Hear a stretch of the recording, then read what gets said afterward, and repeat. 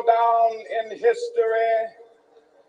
as the greatest demonstration for freedom in the history of our nation.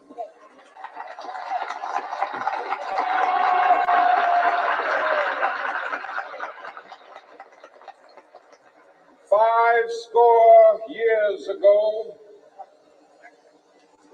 a great American in whose symbolic shadow we stand today signed the Emancipation Proclamation.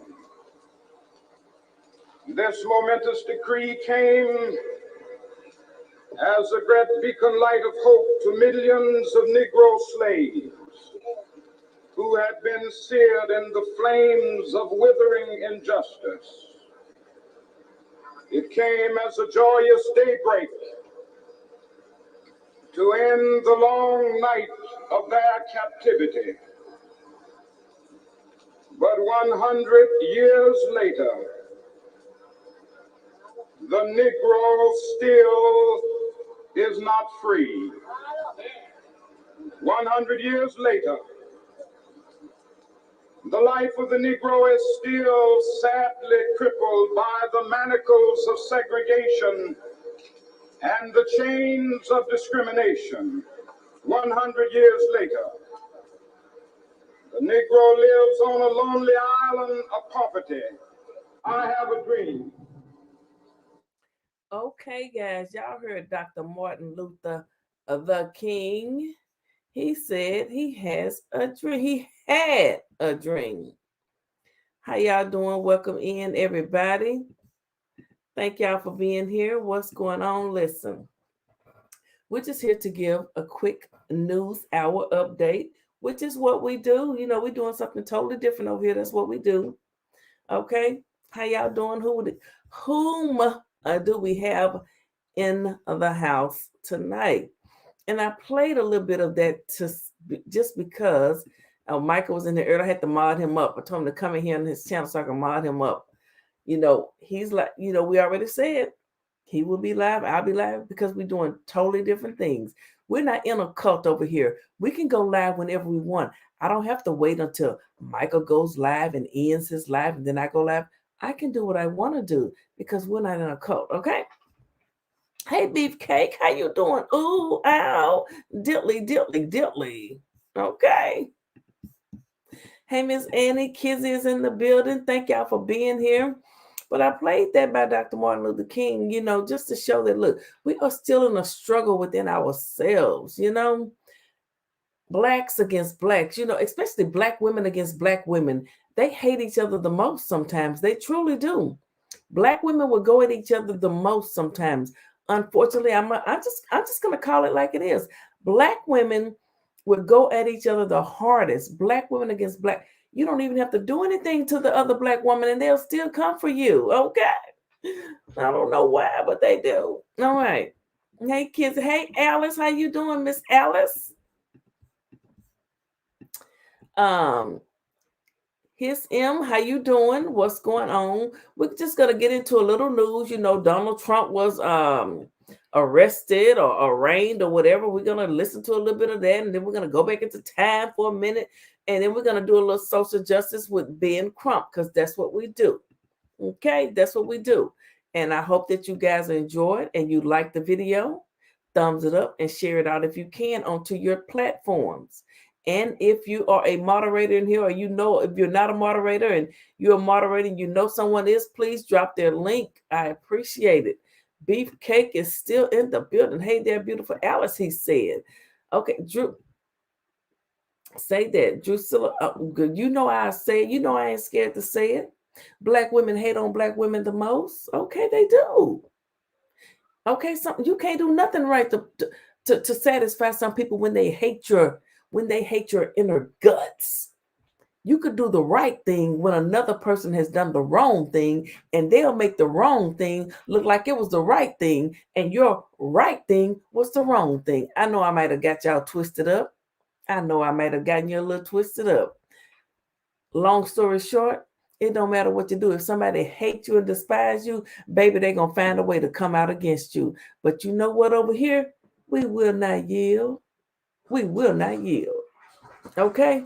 and I'm going to continue to fight. I will never be ashamed or afraid to come out here on any of my platforms and talk about and stand up for what I believe in. Never.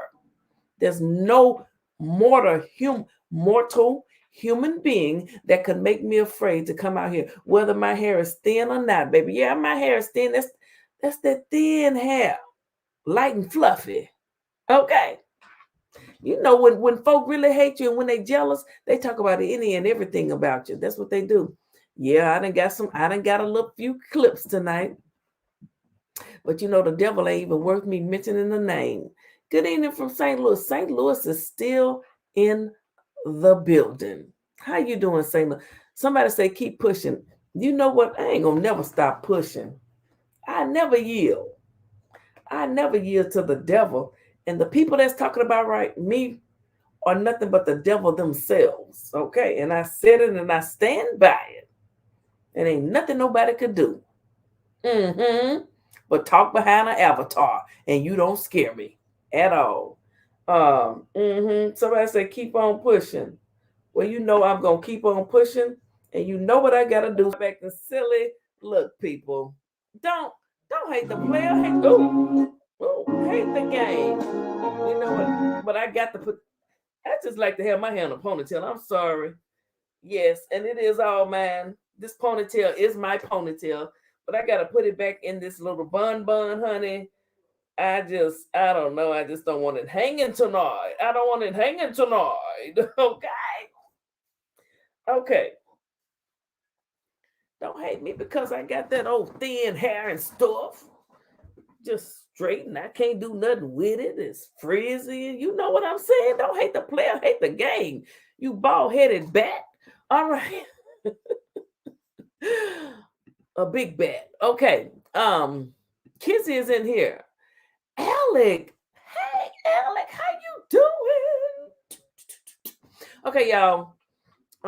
Brenda, beautiful. Oh, thank you, honey. Thank you so much. Miss Lorraine, my friend, Miss Lorraine, look, if the weather had not stepped in, it was gonna happen. But we're not gonna even talk about it. Okay, we're not gonna even talk about it. I got you, Miss Lorraine. Just know that I got you. Better late than never. My good friend. Okay. Hey, PP Mars chats. Haters are gonna hate. They have tried to knock you down, but ooh, child, wait a minute. But wonder what they say. But wonder why you keep getting up stronger every time. Okay, baby, because I will not yield to an evil demon. It ain't nothing they can do. And I don't need no hat on my head to hide nothing because I got hair. And I know people probably saying, why are you even giving that any attention? I know. Sometimes I get petty too. Okay, y'all, we're going to start with, Donald Trump. Shout out to everyone that sent me things. Miss Lorraine, Kizzy, Miss Alice. Y'all be keeping me in the loop. Okay? All you roving reporters. Kizzy sent me something about the Cash App, man, was found deleted. Yes. And I use Cash App. Hit that Cash App. Okay. No, but seriously, I don't know what happened with that, but I do have that link that Kids have sent me. So we will talk about that for a brief minute, but may his, bless his family. I don't know what happened, but let's get into this real quick right here. Donald Trump. All right. Trump nightmare comes true. Arrested for fraud and election crime. Arraignment of former President Donald Trump, who entered court today. You could see that there as he walked in, and he took his seat to make his first appearance as a defendant in a criminal case. This is what that moment looked like. This is here, the photo right before the arraignment officially began, and the news photographers then left the room. A standard practice that Trump's lawyers asked to maintain today, meaning these are the photos that Donald Trump did not want the world to see. Trump appeared at times somewhat sullen, flanked by his expanded legal team. He went on to plead not guilty today. He was watched over, as you can see here, by court officers who are there not to protect him, as he is accustomed to as a former president in so many other scenarios, but to keep order over the proceeding and potentially him or anyone else. This is what the rule of law looks like in America. I'm leaving these photos up for you as we begin our coverage tonight so you can take it in, because there are so many people, including the defendant, who tried to prevent this day from ever occurring, regardless of what comes after. This was something they didn't want to happen in America. But this is America, and no person is supposed to be immune from this process if the evidence supports charges, and then you get your days in court. Defendants are afforded their rights. But this is a moment Donald Trump has both dared to happen in his way, he's courted it in a way, he's dreaded the prospect, and it played out today across the nation. Here's Donald Trump walking through the hallway. Let's listen to see if he speaks to reporters. Will you come speak to us, President Trump? In his own voice, pleaded not guilty. This is the indictment, so we now have it. Everything we've been talking about, if you're sitting here looking at this, this is going to trial. Now we have the unsealed indictment for the first time. The DA charging Trump on fraud, lies, and election crimes, and a plot stretching from Trump's convicted lawyer turned whistleblower to the cooperating media company. The DA today, Alvin Bragg, made his first public remarks about the charges against Trump. These are felony crimes in New York State, no matter who you are. The defendant held documents in his hand. We cannot and will not normalize serious criminal conduct. For 9 straight months, the defendant repeatedly made false statements. He was paying Michael Cohen for legal services. He also caused others to make false statements. We have a history in the Manhattan DA's office of vigorously enforcing white-collar crime. That is the prosecutor's view. Later, we have a detailed and, frankly, legally holistic breakdown of the whole case and the counts, and what it means to see these alleged crimes laid out against Donald Trump, who has so brazenly and at times proudly defied rules, laws, and legal requirements for the better part of his public life. And that's not all, because he's not the first and perhaps won't be the last government official, government veteran, former public official to get caught up in indictable activity. And as I said, he'll get his day in court. But there is something quite different about him from almost everyone else over the years in both parties who's faced these kind of charges. He has been proud of it. He talks like a mob boss. You know, have you ever known someone to be proud of the evil and deceitful things that they do? Well, this is Donald Trump. He has no shame in his game. He doesn't care if you know that he is a thief, that he uses the system and the tools that have been made available to him to get over. It is what it is. That's what he does. That's what he does. Okay. This is in the news. This is Hot Topics. This is in the news, honey. Okay. And if you're catching this on the replay, because I know a lot of you don't catch me live anymore like you used to. St. Louis, where y'all at? Trevor, where you at, bro, from St. Louis? Hit the like button. Get us in the algorithm, because, baby, you know one thing about Philly Phil. Baby, I will sit here and keep talking about it, and next thing you know, we're going to have 2,000 here. Watch me work, okay? And watch the haters cry their hearts out. Oh, they're not going to know what to do with themselves, okay? Talked about rats while he was in office running law enforcement for this country. He obviously and quite blatantly, proudly talked about obstructing probes when he instructed all of his aides to defy lawful probes and subpoenas. This is his thing. This is part of who he is. And if you've been paying attention in America, you may have noticed a lot of people, including some of the folks who bludgeoned and attacked and tried to kill officers in the Capitol on January 6th. He's got a lot of other people on board with it. And so now today, something changes. He's legally presumed innocent, and he will be subjected to a Tommy's up there watching the game too. Type of rule of law and a set of protections that we know from his public comments he would not provide for others. And I know it Mr. Lee.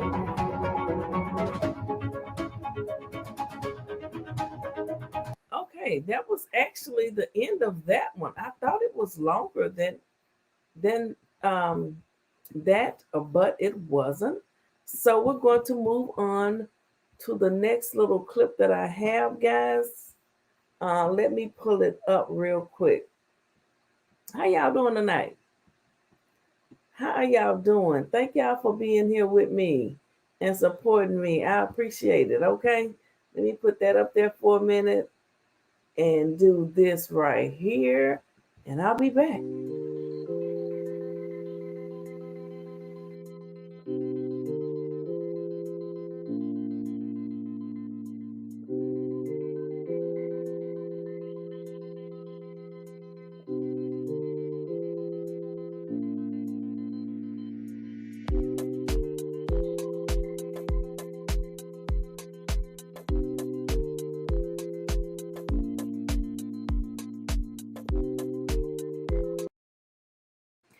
Okay, so I am back. Now this video clip right here was actually from a couple of weeks ago. It's Trump's attorney.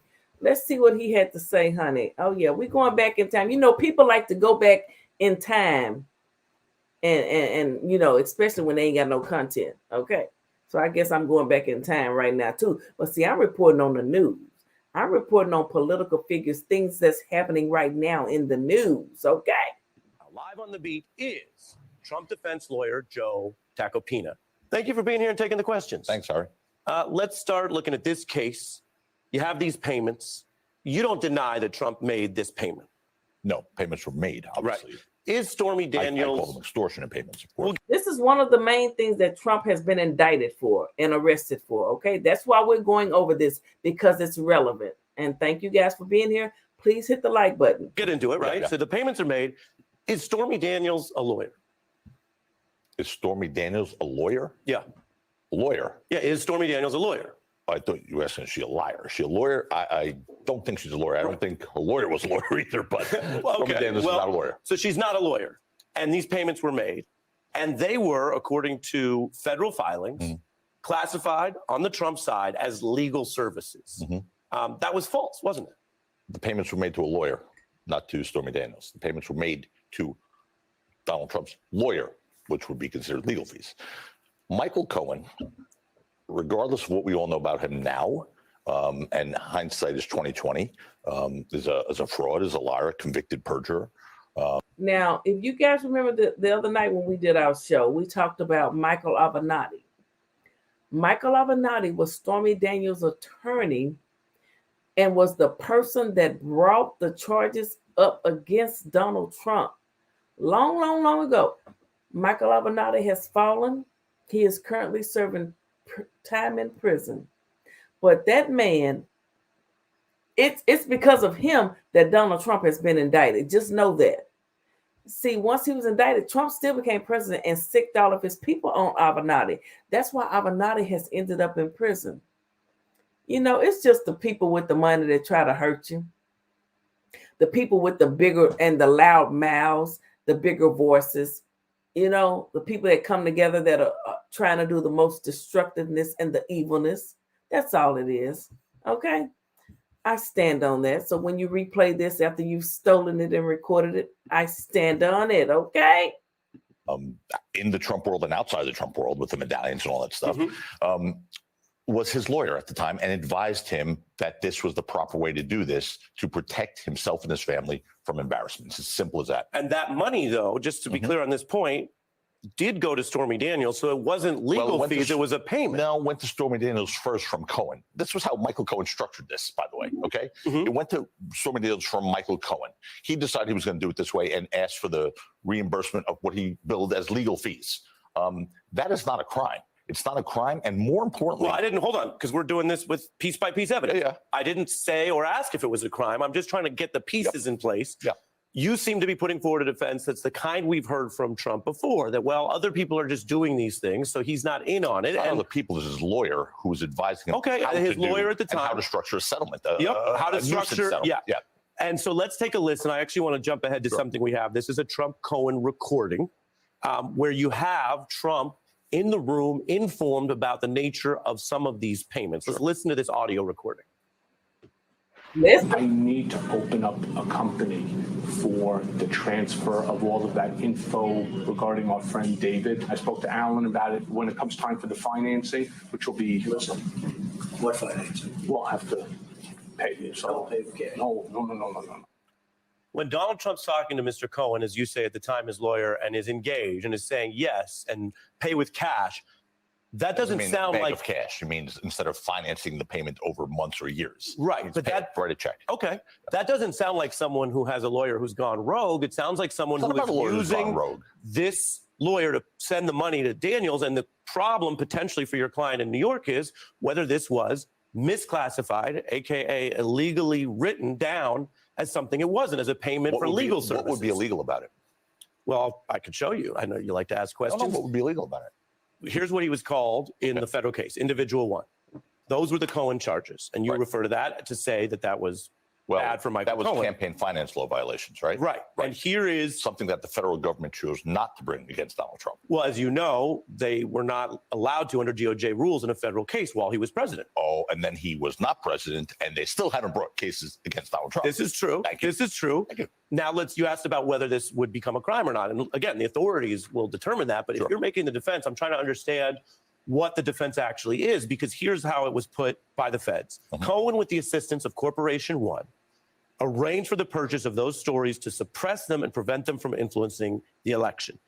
The new reporting is, I want to get the benefit of your response, prosecutors could argue that $130,000 became a donation to Trump's campaign under the theory that the money was silencing Daniels, benefiting his candidacy. So two-part question, why lie about this and why misidentify the payment if it was legal? And second, your response to that theory of the case. A donation to his campaign by himself. Okay, that's what it would be. This is very different. Look, John Edwards, remember that case where a third party paid for John Edwards' mistress who was pregnant with his baby and all that stuff. That was a third party. That was a donor. Okay. For those of you all that don't remember or don't know or that's not into politics, John Edwards ran for president. I think he's from South Carolina, ran for president. He had a mistress. He impregnated her. And you didn't want that to get out on the campaign trail while you were running for president. So he gave money to a third party to give to her. He was still guilty. Okay, still guilty. Still his money. Okay, still his money. I told y'all I love politics now. Tonight is a political night and social justice. Okay. He was acquitted, and the DOJ dropped all charges on the hung counts on that. This is different. This is Donald Trump paying with his own money. And here's the bright line test. And here's where this case falls miserably. And by the way, yes, I'm his lawyer, so you would expect that from me, Ari. But what you have here is legal scholars, former members of the Federal Election Committee have publicly stated there was no crime here, no campaign law violation. Because here's the deal. First of all, there's a crucial distinction between separating campaign funds from personal funds, right?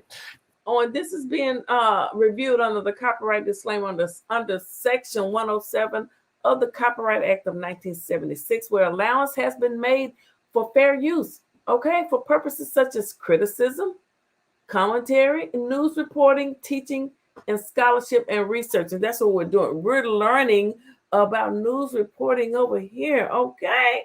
And on personal fund usage, here's the bright line test, and it ends this case. It ends any case regarding Stormy Daniels. If the spending or the fulfillment of a commitment or the expenditure would exist irrespective of the campaign, it's not a campaign law violation. End of story. This would exist irrespective of the campaign. You're making a potential defense that he would have paid this out regardless. It's not only would I say that, his lawyer at the time, who pled guilty to all sorts of lies and frauds, who's now a cooperator, said that under oath. He said that under oath. Can you point to other payments that Trump made like this outside of a campaign? During the time of the campaign? Outside of that campaign year, in his other many years on planet Earth, has he ever made a payment like this? I have no idea, Ari. I have no idea. But Donald Trump is a litigious individual who gets sued by a lot of people, okay, commences lawsuits, and all the time things are settled. I've represented hundreds of people in similar situations where they make payments for what's called a nuisance settlement. Look, $125,000 to me is not, I mean, to you it's nothing, but to me it would be important. But to Donald Trump, it's what's called a nuisance settlement, okay? And when you do that, it's to make a problem, an embarrassing problem, go away. It doesn't mean it's real, because he vehemently denies an affair, so it doesn't mean it's real or not. Yeah. It means you're settling something to not have to deal with the aggravation of it. It sounds like a lot of money to me, and we've never, done that much together. But if you were at the early bird special with me, you'd know I like to keep things as cost effective as possible. That big bank account. But I'll ask you this: if all of what you say is true, It is. then why was Trump hiding it and lying about it at the time? And I'll play that for your response. He lied about it. We all know that. When you Take a say he look. lied about Take it, a look. Let's see. Mr. President, did you know about the $130,000 payment to Stormy Daniels? Then why did Michael Cohen make it if there was no truth around it? This was a video when they asked Donald Trump straight up, did you know about that $30,000 payment to Stormy Daniels, which is what he has been arraigned and arrested for today in real time? He lied. That was years ago when he was running for president. He lied. Why would you lie? Why would you lie? I'm asking for a friend. Okay, I'm asking for a friend. You have to ask Michael Cohen. Michael's my attorney, and you'll have to ask Michael. Ari, if that's what you're going to consider a lie. A lie to me is something material under oath in a proceeding. Well, I didn't say perjury. I said a lie. Yeah, but that's not a lie. That's not a lie? Here's why it's not a lie. That's not a lie? Here's why it's not a lie. Okay, y'all. Now you see how the devil and the you see how they work? He says that's not a lie. Trump just said that he did. Come on, people. It is what it is. Don't deny your eyes. When you see something and here's you must believe it. Don't let the devil tempt you and fool you. Don't be weak. Okay, don't be weak. Stand strong. Move forward. Okay, shout out to Miss Jackie Foley. Justice for Kalitha. Hey, Z Braves, thank you for joining, girl. Did you know about this? Did you Let me answer. Did you know about this? No, I don't. No, we don't need that. Here's why it's not a lie. Yeah.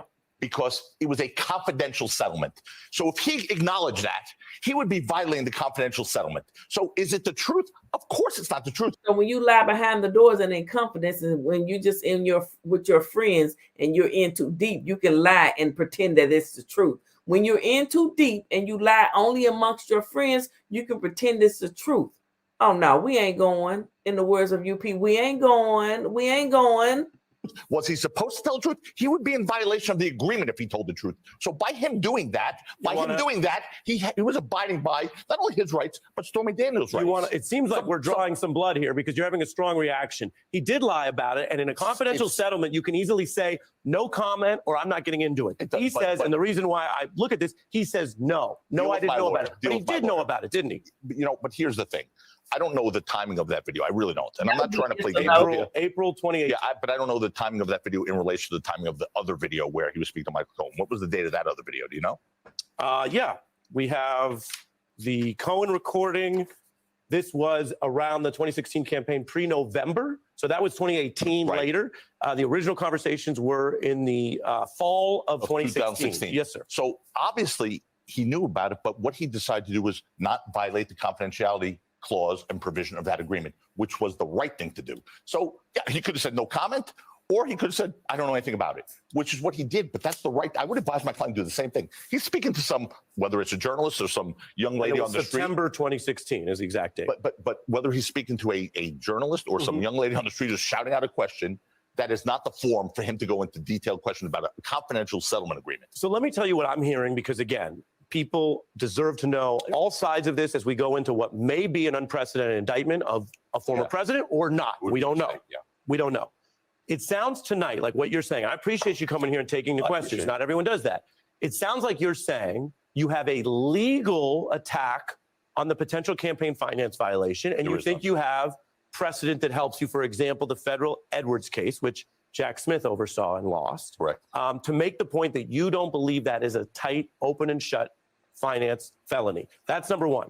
And number two, on the misdemeanor case, which is There was no more misdemeanor. legally minor, but is not zero. And you and I can point to individuals who've had trouble with misdemeanors. Sure. It seems that you're saying, well, yeah, you know, No, I'm he not saying- lied. yeah, no, he I'm not saying lied. It wasn't really legal services. Stormy's I not a didn't say lawyer. that. I didn't What say did you that. say? I said his lawyer advised him to pay him his legal services. And that money he went to relied- Ms. Daniels. But the money went to Ms. Daniels before that. He was reimbursing his lawyer. His lawyer sent him an invoice for legal services. That's the evidence in this case. So he didn't lie. He But it relied sounds on. like, he it relied sounds on like you're counsel. saying, one, not a campaign finance crime, and two, not. well, the misdemeanor, sure, maybe But it's he not lied a about it, misdemeanor. but you don't want to deal with the misdemeanor. No. You're kind of admitting part of the misdemeanor. No, I am. Ari, please don't put those words in my mouth. I am not admitting. He's not But guilty. they of weren't. Please don't put words into my mouth. Listen, for those of you joining, Donald Trump, has recently been arrested, arraigned, all that good stuff. It all goes back to Stormy Daniels and Michael Avenatti.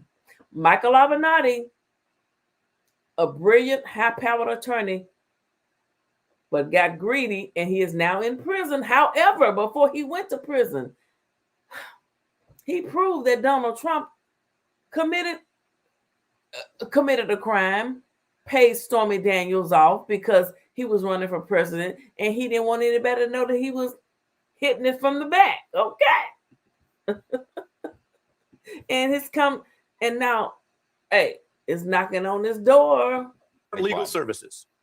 His lawyer classified them as legal services. His lawyer sent him an invoice for legal services. His lawyer told him they would be properly classified as legal services. He relied on his lawyer. But here's the thing. Even if you put in your checkbook, or I put, I'll use me as an example. I put in my checkbook, I bought a car and I wrote, I purchased a horse. Mm-hmm. That's inaccurate. That's a lie, maybe. But there's no crime there because this filing was not for the purpose of influencing an election. There wasn't something being hidden. There was no obligation to disclose this to an election campaign committee at all. Well, I suppose the question then becomes, did any company owned by Donald Trump or controlled by him or Donald Trump personally tell the government this was legal service? I'll tell you why. That would be false. Right. The government being the United States government, the answer is absolutely none. Here's the thing. So can you substantiate that? 3 years. First of all, I don't need to substantiate anything. They need to substantiate a charge, right? Well, in a criminal court of law, that's true. Sure. Here we are. They have the burden. Here we are. Well, he's not charged yet. We're not talking about traffic court. Boots, I can never but I don't need to. But you sound like someone who's bracing for a charge. Only because I'm listening to this. That's a little hope that I can do because I think this will be an enormous stain on the legacy of that district attorney. Look, for the last 3 years, they have scoured every record of Donald Trump. They actually, this Pomerantz in his book wrote. I'll give you one more. I'll get to Pomerantz. He wrote in his book. I will get to that. Okay. So we're going to close this out on the facts, as I said, and then we'll turn to what I think you've raised, which are fair questions that the DA should face. Before we turn to that, your colleague went in and made a case to the DA.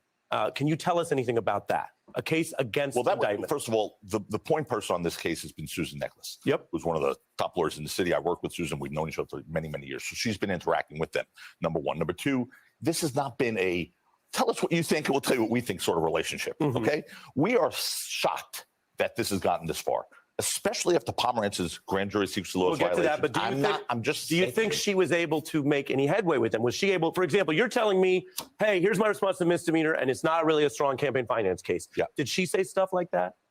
She made all the arguments that we needed to make. I'll tell you that. Whether they were listening or not, look, to me, if they're pursuing this matter, it's weaponizing the justice system to keep this guy out of office. Donald Trump is going to win the election. And if they bring this case, I believe this will catapult him into the White House. I believe it because this will show how they are weaponizing the justice system. They're taking the vote out of the voters' hands. Joe, that's not really relevant, is it? Oh, it's certainly relevant. What's not relevant to what? Relevant to what? To his innocence. Either he's innocent or not. No, it's not relevant to his innocence. He's innocent. And if they bring this case because he's innocent, this will catapult him to the White House. Okay. Let me rephrase that.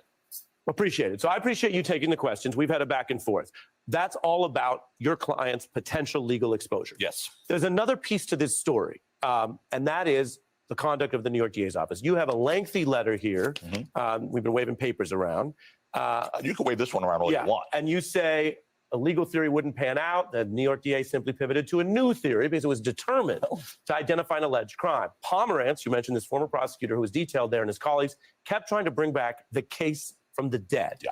Now, this also is important. Whether people agree or disagree with your representation of Donald Trump, you're here. You're definitely a newsworthy person right now. Let's listen to some of what we heard from Mr. Pomerantz after he left the office and did his book tour. Sure.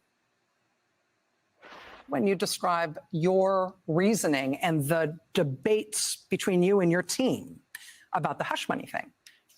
Are you giving a potential lifeline to Donald Trump's defense lawyers? I don't think we've given the defense any kind of leg up. I don't know what's going on behind closed doors in the DA's office.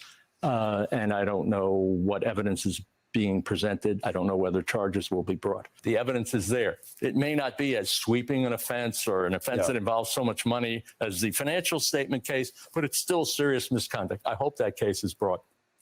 For the benefit of the public record, what is it that you allege that is improper about either Mr. Pomerantz or the function of the DA that is provable that you think should be on the record? I have an agreement that he signed when he left his Paul Weiss, which is Clinton-affiliated law firm, by the way, as an aside. When he left Paul Weiss to join, opinion, but go ahead. It's not my opinion, it's a fact. They raised money for the Clintons, but it's whatever it is.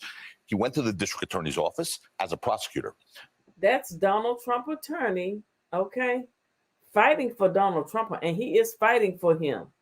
He's fighting for Donald Trump like I've seen some people fight for people out here in these YouTube streets.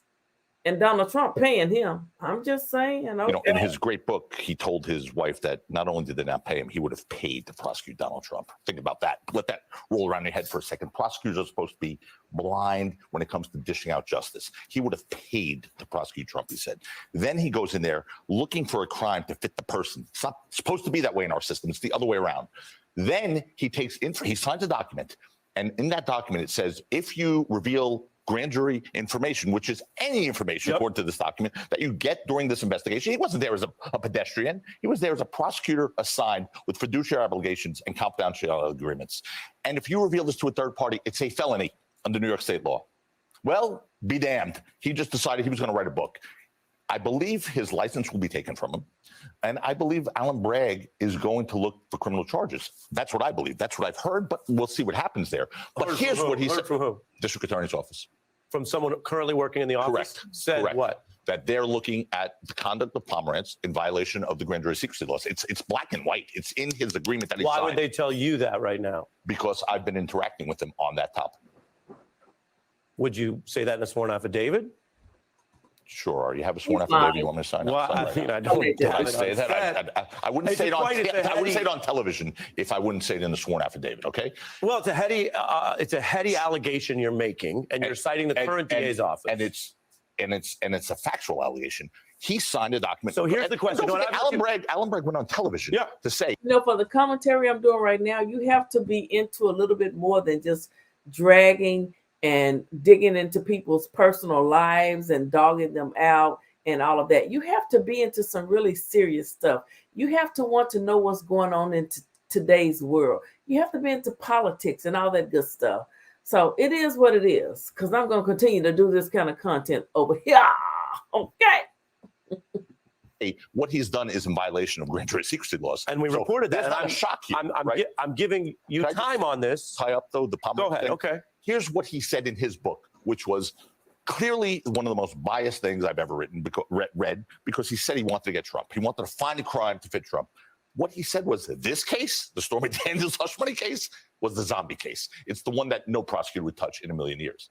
And it's funny that we have now reduced ourselves to the point of relying solely on Michael Cohen, a guy who's a convicted liar, to bring a case against President Trump when they have nothing else. They scoured for 3 years. You know what's interesting? You're jumping. I got to say, you're jumping around because I wanted to give you time on the Pomerantz piece. You're jumping around, and as a reporter and fact checker, I have to say we have the Cohen receipts. It's not just his word. Your point is he was convicted, and he was convicted of these crimes. But we'll put up on the screen for people to remember multiple receipts of these payments. This is I think we have this in part one, our Cohen payments, which he made. So those checks are signed by your client, Donald Trump. That is not Mr. Cohen's word. Those are actively verified financial receipts. So when they talk, those right there, that's what you call receipts. Those are checks that was signed by Donald Trump that was paid as hush money to Stormy Daniels and none other than the great Michael Avenatti. Okay, one badass attorney was able to do this. I know he's locked up right now, but he's still a good attorney, honey. Just like R. Kelly is still a good singer, although he's locked up. Don't play with me. Talk about receipts. That's what you're facing in court. I honestly, all right, I think it's time for me to get a thicker pair of glasses, maybe, because I'm not extra. That says Donald Trump on it, right? That doesn't Yeah, say my phone. and it's from made the out actual banks, and it's the made actual out receipts. Yeah. Made out to who? Will this work in New York court? Will you Made tell out the to judge who, you need please? glasses? Made It's out, made no. out to Mr. Cohen. Oh, yeah. Okay, well, there's a fact that's not in dispute. What are you talking about? I thought you were showing me a check that was signed by my client that was sent to Stormy Daniels. Yes, he paid Michael Cohen. Yes. He was invoiced by Michael Cohen for legal fees. I want to button up Pomerantz. I appreciate you taking. Trump wrote the check to Michael Cohen. Michael Cohen, in turn, took the money and gave it to Stormy Daniels. We ain't going over here. We not crazy. We not in no cult. We know how to think for ourselves. Don't play, baby.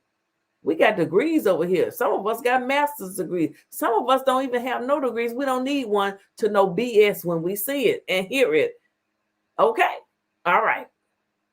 You know, all the questions. If you are, for the sake of argument, correct about Mr. Pomerantz, what do you say to the DA defense or few that he no longer works there, that they got rid of him, that this is a They didn't get rid of fresh... him. He resigned. He did resign, but what do you say to their view that whatever you think of him, even if you're right that he made chargeable mistakes, for the sake of argument, that doesn't vitiate and destroy this case against your client? What do you say to that? I say, well, according to Alan Bragg, it caused a problem for them because Alan Bragg went and did a press conference saying that this compromises their grand jury investigation against Trump. So that was the DA saying that. Yeah. But regardless of that, just let's focus on these facts. Ari, these facts do not make out a crime, not a misdemeanor, not a felony, not a traffic ticket. Yeah. They don't. They just don't. There is nothing criminal about what happened in the Stormy Daniels payments. You make your point there. I'm not going to ask you to answer for everything Donald Trump has ever said, but couldn't do that. You are his lawyer. Here is what he's saying on the legal front. This is new from his most recent speech at CPAC. Okay. Take a look. Mhm.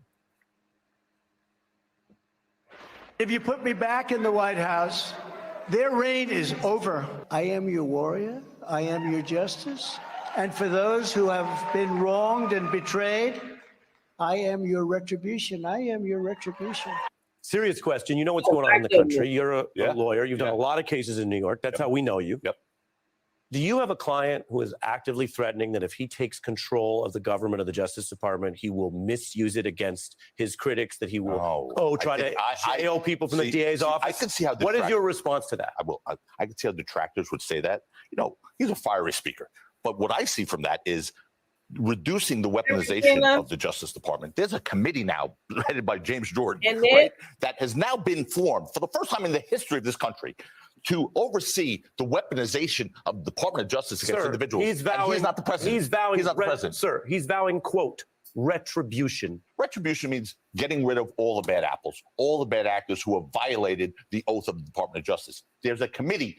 It's President Biden's reign right now, and they formed a committee under President Biden for the DOJ to be overseen because of the weaponization of the Justice Department, and it makes me ill, honestly. You're handling this New York case. Would you defend him on January 6th?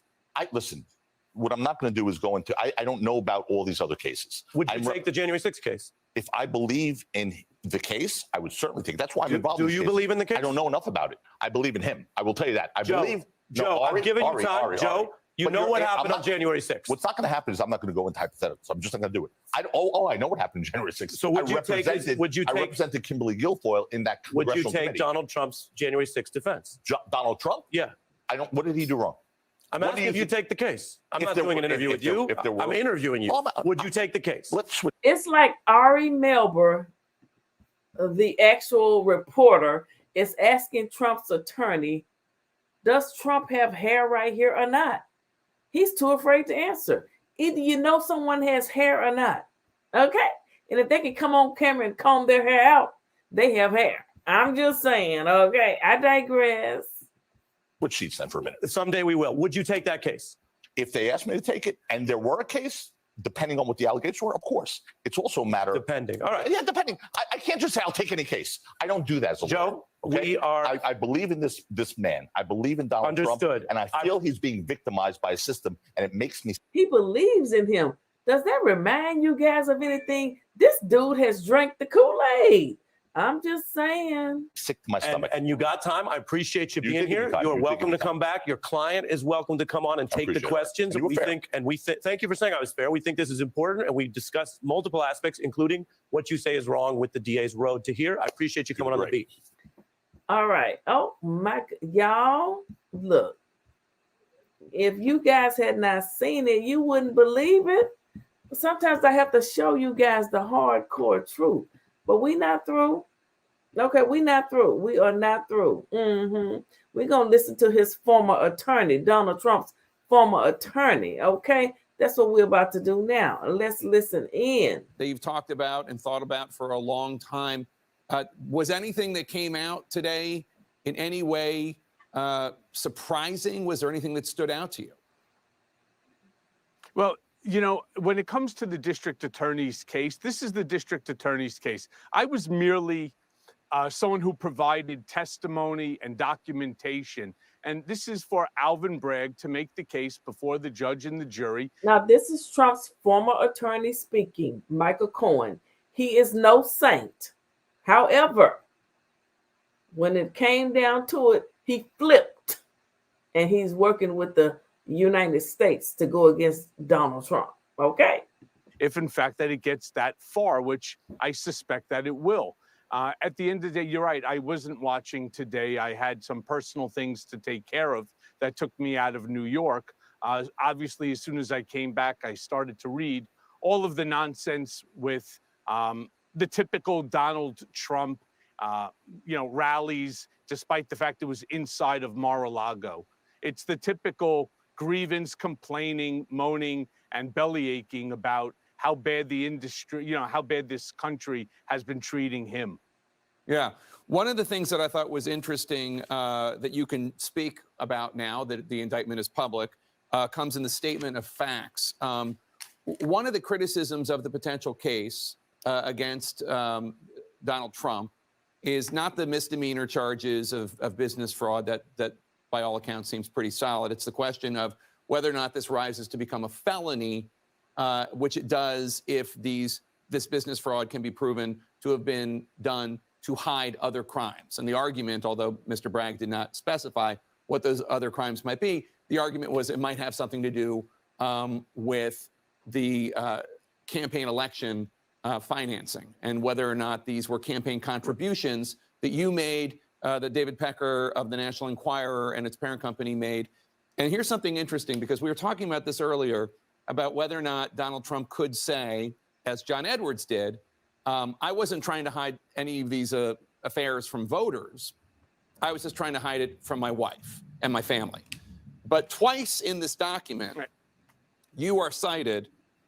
Once the defendant, Donald Trump, did not want the information about Karen McDougal, the affair with Karen McDougal, to become public because he was concerned about the effect it could have on his candidacy.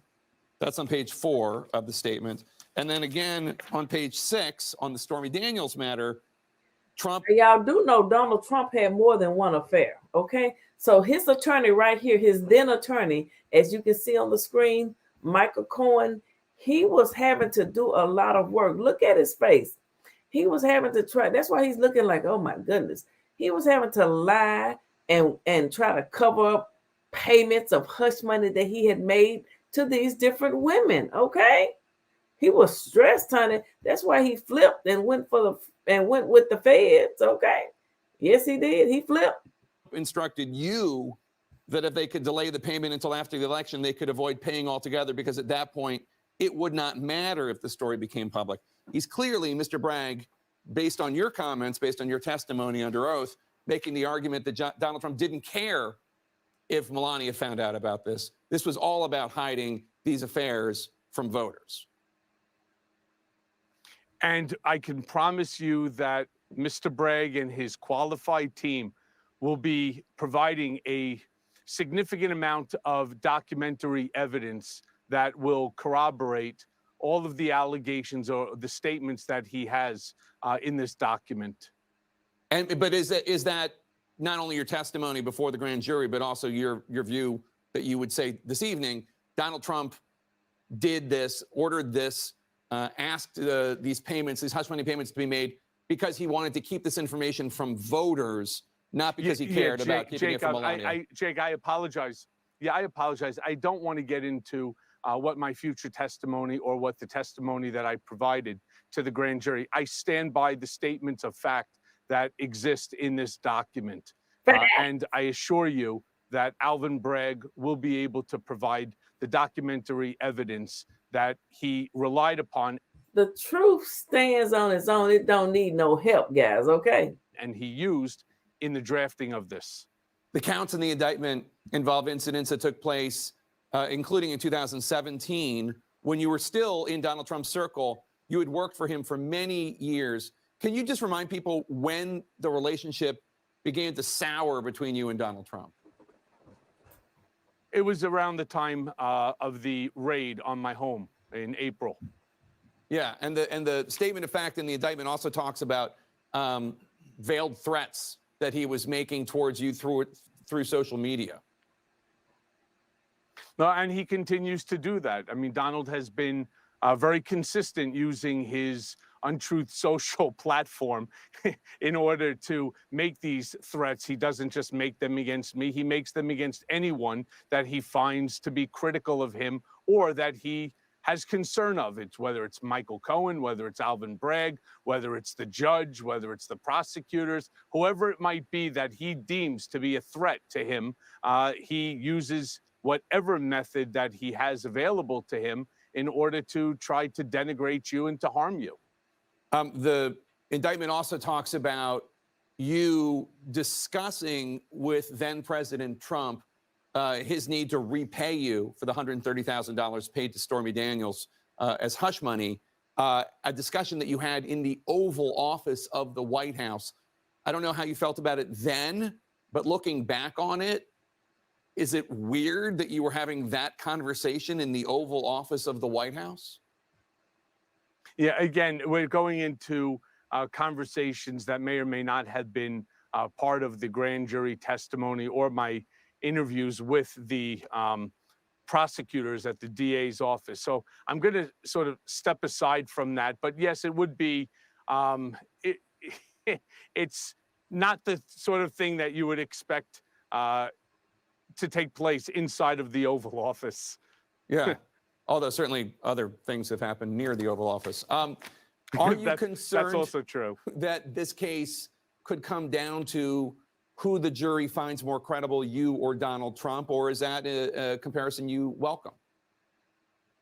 Well, it's definitely a comparison that I welcome. You know, one of the things that I consistently say, I hear on, all the stations, including this one, we have to be concerned about Michael Cohen. He's a convicted perjurer. He's a convicted liar. Now, these are all great lines that Donald Trump has put out there for many people to continue to promote.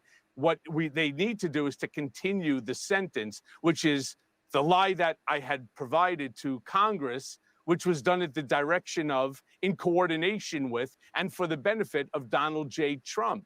And if I could take it just another moment and remind your viewers what my big lie was about, it was about the number of times that I spoke to Donald about the failed Trump Tower Moscow real estate project. I was instructed to say 3. When in fact the true answer was 10. And if that's the big lie that's going to prevent a jury from believing me in terms of my credibility versus the guy who's lied to the American public over 35,000 times, that's fact checked, by the way. We'll see what happens. But I'd put my money on Cohen on this one. One of the things that's so interesting about the Stormy Daniels hush money payment, I'm not a big reader of In Touch magazine, but apparently in 2011, Stormy Daniels was featured on the cover of In Touch magazine talking about Stormy Daniels, y'all. Her sexual encounter with Donald Trump. This is obviously years before he announced he was running for president. If it was already public, why pay her money to keep it quiet? Was it just because people didn't remember or didn't notice the first time it was on the cover? Did you hear him say it was years before Donald Trump decided to run for president? Let me tell you something. If you don't think the things you do comes back to you, well, that Andy Stone, baby, his past came back to him. And sometimes the past ain't always good. Sometimes the past wants to terrorize you. Okay? And you can't pay the past off. You got to take it on and deal with it. You can defeat it. It'll defeat itself. The past is the past and ain't shit you can do about it. The past not welcome in the future. Okay? I said it. What you gonna do about it? cover of In Touch magazine? If it's either In Touch or In Style. You know, one, actually, one of those. I'm not sure. I don't recall that specific document or that newspaper. During that time period, there was something else that had transpired where Stormy. There was a story about Stormy Daniels and Donald Trump in a online website called the dirty.com Regina, that stop. ultimately was taken down. So I'm not sure about the article that you're referring to. What did you think Say of no, the indictment prostitute. today? What did you think of Just say no. the strength of the charges and the strength of the case, given how much you have invested of your time to bring these facts to light? Well, again, this is not Michael Cohen's case. This is an Alvin Bragg, District Attorney of New York case against the defendant, Donald J. Trump. I was merely asked to provide information, which I did. I provided not only testimony, I provided documentary evidence, something that I said going back to when I had spoken with George Stephanopoulos and said that my loyalty belongs to my wife, my daughter, my son, and my country. And I believe that it's important that everyone who commits a crime be held accountable. And if those crimes... Loyalty is something else. Loyalty. Listen to him speak, y'all. Listen to him speak. Were relevant enough by the Southern District of New York to hold against me, then certainly it should be, it shouldn't matter that it's Donald J. Trump or a former president or anyone. Now, this is up to Alvin Bragg and his prosecutorial team to provide, the information to, again, the judge and the jury at the appropriate time. In court today, Trump attorney Todd Blanche, he defended the former president's various statements on social media, which, as you know, many people have considered to be beyond the pale in terms of the names he's called individuals, including calling District Attorney Alvin Bragg an animal.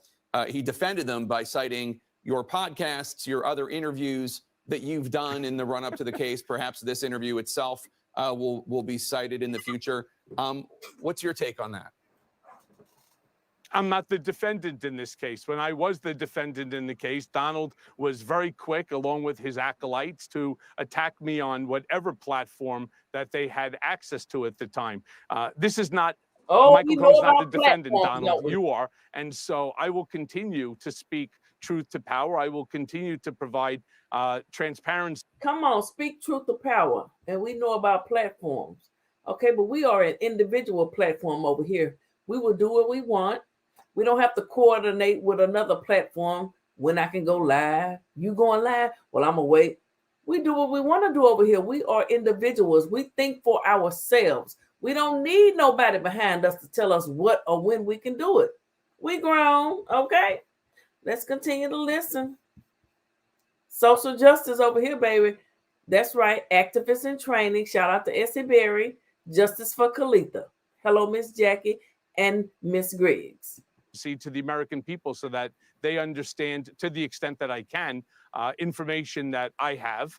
And I don't care that they want to keep raising me. It's amazing how, once again, Donald is trying to shift all of the blame, which he's so good at. It's always somebody else's fault. Yeah, Michael Cohen is speaking on his podcast. Michael Cohen wrote a book. Michael Cohen wrote a second book. Therefore, he should be allowed to turn around and to say the things that he is saying against, again, the judge, the judge's family, prosecutors, and so on. That's not the way the system works. And obviously, Mr. Blanche should know that. Well, one last question for you. Just having been in Trump world for so long, when he calls the special counsel, Jack Smith, when he calls him a lunatic, when he calls the District Attorney Alvin Bragg an animal, when he criticizes Alvin Bragg for being backed by George Soros, when he criticizes the judge and the judge's daughter, is this just being pugilistic, just being a fighter? Is this just being attacking? Or does he actually want his supporters to go after these people, either rhetorically or even worse? Or, I hate to say it, a combination of both.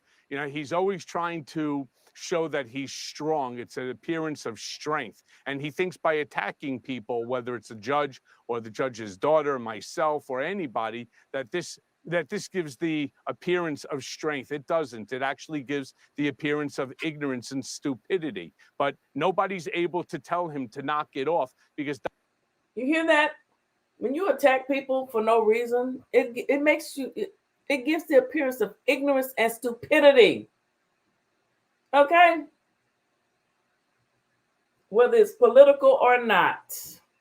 Donald Trump doesn't care what anybody says or what anybody thinks. He's going to continue to run the show the way he wants, which is why he has this clown car of counsel right now representing him, because no legitimate firm wants to take him on, because you have an out-of-control client that doesn't listen to any advice, and at the end of the day isn't going to pay you either. So, you know, this is, you get what you pay for, I guess. One last question, Michael, which is Donald Trump and also a lot of his supporters in Congress and elsewhere are constantly talking about Alvin Bragg as being supported by George Soros, who is a very wealthy progressive who funds a lot of progressive prosecutors, clearly on the liberal end of the spectrum. George Soros is also somebody that is a Holocaust survivor. He's Jewish. And a lot of anti-Semites also happen to criticize George Soros. I'm not saying criticizing George Soros is necessarily anti-Semitic. It isn't. But do you think the way that Donald Trump and his supporters invoke George Soros's name, does that bother you? Do you think they're doing it for any anti-Semitic reason? I do. I think it's an anti-Semitic trope, and I think Donald knows that, and that's why he continues to do it. Look, we've seen Donald do things like this all the time. Every time that he refers, for example, to Alvin Bragg or to Fani Willis or to someone who's black, he calls them an animal. I mean, this is just the way that the man behaves. Again, it's why he's having such a difficult time in terms of getting competent counsel, because he refuses to listen to anyone. He allows his worst nature to come forward, and that's not going to help him in this case. You know, it's not just this case. He knows that there's the Georgia case, the Fani Willis, the DA case coming down the pike very soon. You have both of Jack Smith's case also. And this notion that, well, why did Alvin Bragg go first? What's the difference? Why all of a sudden are we treating this like it's a horse race? Who's coming in first, second, third, and fourth? It shouldn't matter. If you break the law, it's called accountability. And it goes right back to the adage that no one is above the law, and that includes Donald J. Trump. Michael Cohen, thank you so much for coming in tonight. Really appreciate it. Well, you guys heard that. No one is above the law. And it doesn't matter when something was said. It could have been said a year ago or whatever. A lie is a lie, and the truth is the truth. And the truth shall always set you free. Okay? Yes, it will. Okay, guys. We're not through yet. Oh, yeah, I know I said this was an hour, but baby, oops, we're not through yet. I do want to do that because I need to go find something. So you guys are going to have to just be patient with your girl for a minute while I go find what I'm looking for. Okay? So hold on.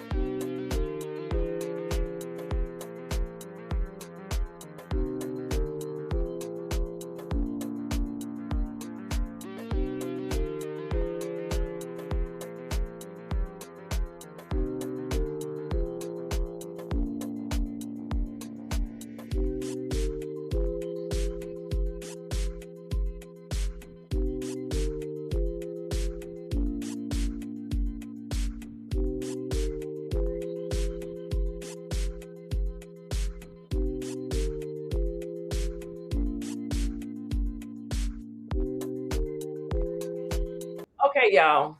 So shout out to Kizzy for sending me this. You know, Kizzy is a roving news reporter. You may not know it or not, but she is definitely up. Shout out for the super sticker, Regina, for the super sticker, girl. I do appreciate it, honey. Let me shout you out for the one time.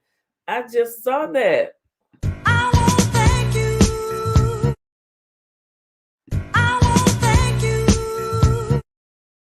I want to thank you. I want to thank you for being a friend, as they say. I want to thank you for being a friend. All right? A friend indeed is a friend in need. Okay, guys. Let's get back to this here. How many of you use Cash App? Hit that Cash App. Hit that Cash App. It's hard out here for a pimp. Hit that Cash App. It's hard out here for a big old pimp. Hit that Cash App. You know it's hard out here for a pimp. Hit that Cash App. I'm just saying. Well, the founder of Cash App, terrible Cash App founder Bob Lee, reportedly found stabbed to demise. How many of you use Cash App? This is the man who founded Cash App. Look at him. He was found stabbed to deletion. Yes. It says neighbors, the founder of Cash App was found deleted to demise. According to NBC News, Bob Lee was found stabbed early Tuesday morning near San Francisco. According to the report, he was taken to a hospital with life-threatening injuries and later deleted. Sources identified Lee, who was serving as the chief product officer of Mobile Cohen, as the victim to NBC Bay Area. Okay? Again, Kizzy sent me this from the neighborhood. I guess the neighborhood. I'm going to have to start following this. Let me hit follow right now. But Kizzy gonna send it to me anyway, because child, I get so much. This is the founder of it says Cash App founder. You all do, if you use Cash App, it's because of him. If you've ever heard somebody say, hit that Cash App, it's because of him. So if everybody that hollers, hit that Cash App, didn't take a time to just say, you know, we hope that the family is okay, and we hope that they find justice and bring justice to this man who was the founder of Cash App, but they over there hollering, hit that Cash App. You know what? It's a sin and a shame. It's just a sin and a shame. But that is him. Okay. The Cash App. Let me see. Can I see any more comments over here if I do this? Yeah.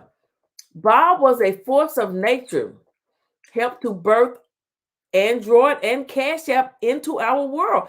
He was also the brainchild behind Android and Cash App into our world. Joshua Goldbord, the CEO of Mobile Coin, told ABC affiliate KGO of San Francisco. Moby was his dream, a privacy-protecting wallet for the 21st century. I miss him. a privacy-protecting wallet. He was just coming up with all kinds of things because nobody knows what is Cash App. It's not a bank, but money just instantly appears there and you have access to it. I mean, I'm just saying. Cash App, nobody knows. Money just instantly appears there. And there you have it, okay? It says, let's keep the family in the prayers. If it's the money that's driving people to murk, I do not want it, me either. You know, some people do anything for money. They'll sell their soul for money. They'll talk about people they don't even know for money. They'll do whatever it takes for money. They'll make up reasons to talk about somebody and dog them out for money and never have seen them in their life and will lie on it, okay? Will lie.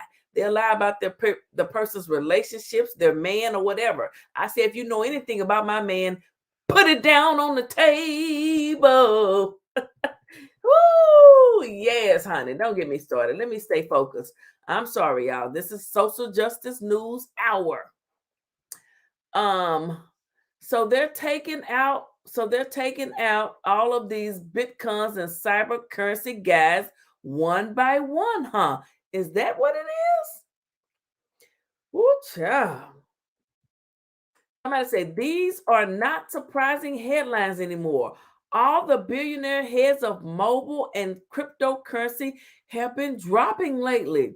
This will make it easier when it's time to have a one world currency. Be vigilant. Be vigilant. Oh my goodness, y'all starting to scare me over here. For real, for real. Oh, somebody say the hell is going on. I know. I got my Cash App card right here in my purse. It says, thanks for making life so much easier with your invention. Truly changed the game. And let me tell you something. Cash App did change the game. Cash App, you can be on YouTube as a content creator and you have thousands of supporters and they want to support you. Hit that Cash App. You better run them donations because I'm a begging old bald-headed ninja. Okay, I'm just saying, I digress. But yes, Cash App has done that for people, okay? Let's read some more of these comments. Oh, wait a minute. Let me get back in here to the comment section. That's the government for you. Everything ain't a conspiracy. But with all this change in worldwide currency, this the type of shiggity make you go, huh? It make you go, Something fishy is definitely going on because the Bitcoin dude was killed. I didn't know the Bitcoin. You know what? I'm not a conspiracy theorist, but the Bitcoin dude, and I hear they talking about us having just one type of bank thing, or cash is going to be irrelevant. Some people like to have their $100 bills in their pocket. I'm just saying. The conspiracy theorist in me theorizing. Okay, Alicia. Somebody say that's suspicious to bring up the wallet he was creating while taking his demise. He was creating a what? You know what? They just didn't want us to have to deal with dollar bills, actually Benjamins anymore. He looked so young. How old was this man? Thank you, Bob Lee, for Cash App. Real people love you and exchange big paper. Yes, we did. I just got a Cash App. Okay. I did just get a Cash App from my good friend, Miss Lorraine, and I want to thank you. And rest in peace to Bob Lee for creating Cash App, which allows Miss Lorraine to Cash App me along with me and many other people that receive. Hit that Cash App. You better run them donations. I want to thank you. Okay. Thank you, Miss Lorraine. Wait a minute, y'all. Wait a minute. It's going up the wrong way.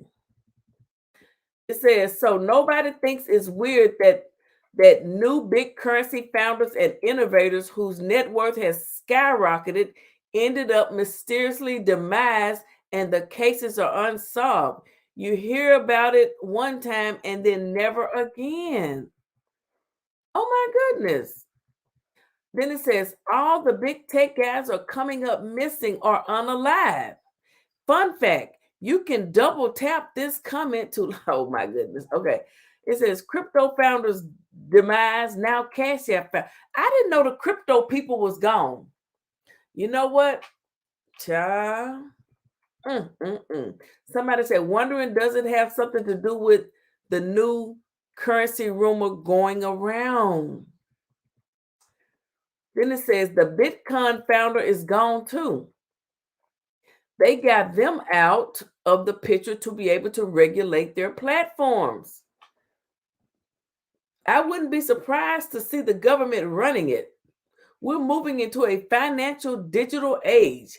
They want to control it all.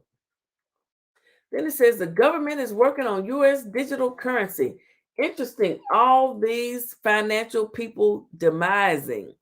Just like the Bitcoin billionaires' mysterious demise. I did not know Bitcoin people had lost their lives. I just didn't know. Then it said they should have let him update it to where you can get refunded from sending the wrong people money. Now look, okay. You know what she's saying? When you send money via Cash App, you should be able, and you hit the wrong person or whatever, you should be able to automatically get your money back and send it to the right person. I didn't know about the crypto person being demised either, Miss Alice. It says, child, cash will hold no value soon.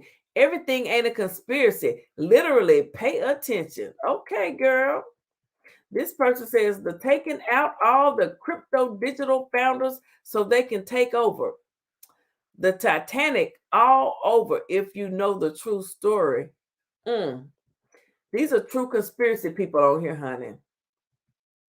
It says, what in God's name is happening? Lord, I am sending prayers to his friends and family. Family ain't nothing. No, you know what? Family is something else.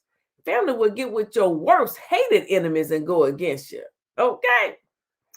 They say we can still use the app though, right? Yes, I just got a Cash App from Miss Lorraine. Anybody else want to make sure the Cash App working? Hit that Cash App, $ Phillyville 65. Thank you for supporting the channel. Okay, come on, y'all. This says so. This like the 6 Bicon CEO murked. They just announced our dollar has no value and they want to create cryptocurrency. But the Republicans ain't going for that. If y'all don't see it, y'all blind. Oh my goodness, honey. Child, this is more than I thought it was. I thought this was just about Cash App. But Cash App still work. How does Cash App work? Okay, where is the bank? What is the Cash App bank? Where is the bank for Cash App? How do you put money into Cash App? I mean, and it just magically appears into your ding, ding, ding, ding, ding. You got a Cash App from Miss Lorraine. Okay. I need to know. It's a found stabbed to death. Is not the same as later demise from his injuries in the hospital. Yeah, something ain't right. Wow, money is truly the root of all evil. Thank you for Cash App. And I pray the afterlife will be better to you than this earth. Yes. Shout out to this young man. He is the founder of Cash App that so many of us use. We hear it used around YouTube land if you're into YouTube. Okay, all around. Hit that Cash App. Here's my Cash App. All right. So, may he rest in peace. It's truly sad. I was going to get into some social justice with Ben Crump, but we're over an hour. So I'm going to go ahead and get ready to end it. We had a good time. I think we learned a lot. If you're catching this on the replay, hit the like button, share us out. You are in for a very good teaching and learning video on social justice and politics. You need to expand your life's experience. Open up your mind. Learn some things. Don't just be a hater all your life. Okay, do something constructive. Now, there was a song I wanted to play, but I don't forgot the name of it, y'all. Well, I'll just go out. Oh, I'm gonna go out with a little bit more of this here because you got to be ye ever ready and keep on pushing. All right. Thank y'all for hanging out with me. I appreciate it. Justice for Kalitha. All right. You guys have a wonderful rest of the night. Okay.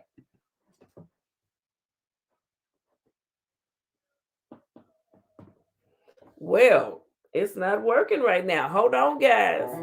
Power on. Sometimes this little Bluetooth will cut off on you.